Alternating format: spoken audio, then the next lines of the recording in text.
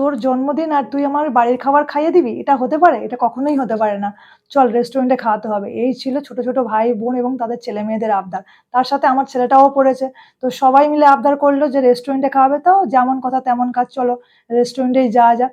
সেখানে গিয়ে হাসি, মজা, ঠাট্টা আর কিছুটা সময় সত্যিই খুব ভালো কেটেছে। যে যেটা খেতে চেয়েছে সে সেটাই খেয়েছে।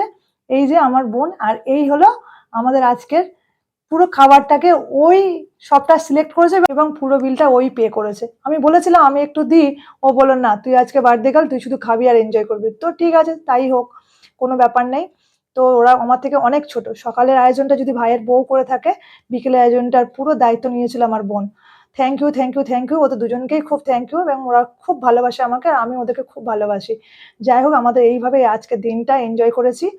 তোমরা ভিডিও দেখে বলো কেমন হয়েছে। ভালো লাগলে অবশ্যই লাইক, কমেন্ট অ্যান্ড শেয়ার করো।